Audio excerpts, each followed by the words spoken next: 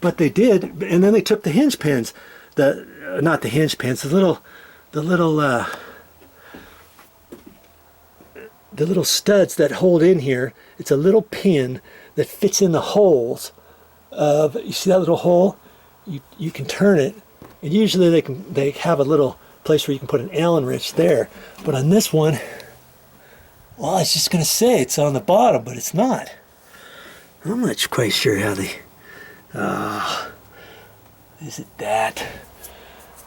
See, you can do it another way too. You have to take 2 pins, and you move this over with 1 pin, and then the next one shows up here. You put the other pin in there, and then you spring it out, take that pin out, tighten it, put the next pin in. So you have to use 2 pins to tighten these. That sucks. Too bad, Joe. Say it ain't so, Joe. Well, I'm pretty sure that's what's going on here. I don't think there's any other way to tighten that. There's usually an Allen wrench or a little octagon hole there where you can put an Allen wrench, and you can use the Allen wrench to tighten it. But I don't necessarily have to fix that, because I don't care if this door self-closes. But you see, I was just going to check and see if this hinge was tight, and it is. They didn't install it all the way tight over to the edge of here, did they? But that's not, I don't think that's enough to keep it from sagging, you know. So I can do my trick, take this out, pre-drill a hole there, pre-drill a hole down there, put long screws in there, and see, I've got a little bit of a gap between this and the 2x4.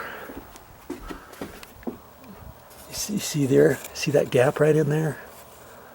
I can take those screws, and then when I push that, it's going to push this over. It's going to suck it in a little bit, and that's going to raise this up. Do I really care? It's on. It's inside, but that's okay. I can, because I have the tools and stuff, I can fix it. And fortunately, I'm glad he left this up flush and didn't lower it, so that when I raise this up, that it hits this. Well, that's good. See, here's the shims that most doors have. See how loose this is? Look at that. In fact, they put that in there, and they didn't even have a nail in it. And then they try to cut these shims off. But you see how there's a little bit of give in there even. And usually there's generally a little bit of give in over on your hinge side too. See here's the other shim. See in the middle here. See how this one is loose? See? And then here they have another one down at the bottom. Oh, there's one down at the bottom. That's kind of how they do that. I like the fact that they have that weather stripping that's installed. There's a groove inside the door jamb, a separate groove. You can pull weather stripping back, and it's got a groove in it. And if I pulled real hard, I could rip this out and put it back in. And usually that's what you're supposed to do before you repaint. Now, this guy repainted, and I could tell that. See, he repainted the exterior too, because he went up just to the edge, and then he went around the door there, didn't he?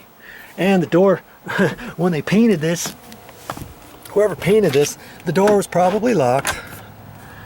And see, they went up next to it, and they thought, oh, okay, we'll just do as good of a job as they can.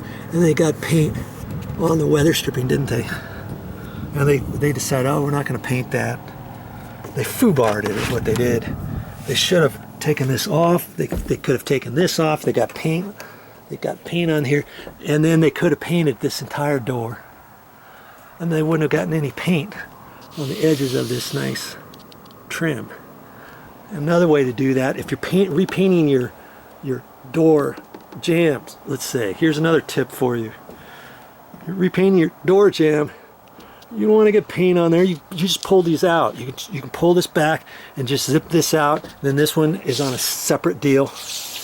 That's a groove right in there. You can pull that one out. You can pull this one out. You can paint your door jamb, paint your door and everything. And when it's all done And you know, this edge, sometimes when you do that, you paint that, you get some paint slopped into the groove. You can kind of clean out that groove. Then you can take your same pieces, you can mark them right, left, top, whatever. And then when this is all done and painted after 2 or 3 days, make sure the paint is cured all the way, because you want to be able to pull that out some other time in the future. Okay, you can wait a week if you want. Then push this weather stripping back in there. It's good. It looks brand new. There's no paint on it. And if somebody didn't do that, if you thought, oh yeah, I should have done that, yeah, Joe, makes sense, but I was the one who painted it, and I was the one who now has it. What can I do about it now? I'm not going to get some paint thinner and try to get all that stuff off. Well, you can buy this in any most hardware stores, big huge box stores. You can buy that either by the piece or by the foot. Maybe these come 8 foot long or 10 feet long, and you get 2 pieces, 3 pieces, whatever you need, and then you cut it with some tin snips or whatever. You can take out your old ones, okay, then you can put new ones in and have it look good as new. Okay, so I'm glad I walked down here, and incidentally, I look in here, and that's pretty slick. They had this little area here, and this goes in under the ground. I'm not quite sure what this is. I haven't really checked it yet. There must have been a hole here, and they put something here. They don't want critters crawling through here. I'm not quite sure what happened here. Look at this. This is not even nailed in there. It's like this piece, somebody had it in there and they drilled a hole in it or something. So I could fix that. But this door here goes underneath the house, and so I want to have to get under there with the construction light, and this one's rubbing down at the bottom. If I raise this up, it closes fine, and that's because it's sagging again. You can tell the gap there. See how big this gap is here? See how it is at the bottom? And that's why this is rubbing on the bottom. Granted, this is underneath here, but if I'm going to use this every once in a while, do I want to really have to lift up on this door to close it every time?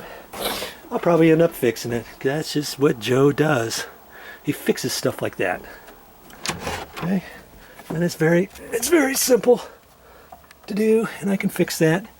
But that's how I'm going to get under there to install my electrical for the floor plugs, for the sectional units. And when I do that, if I find some other power, I might end up putting some power here. I might put a light switch right here.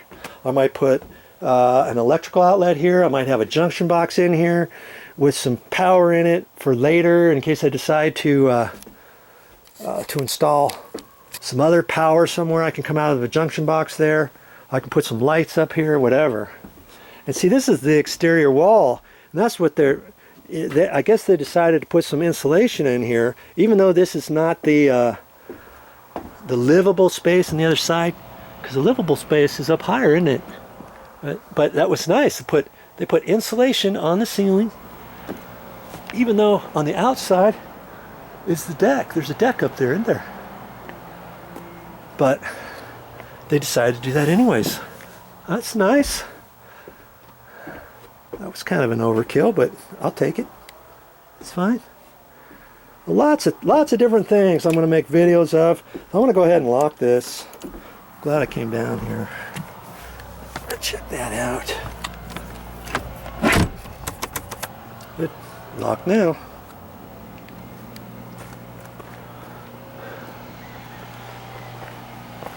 Okay.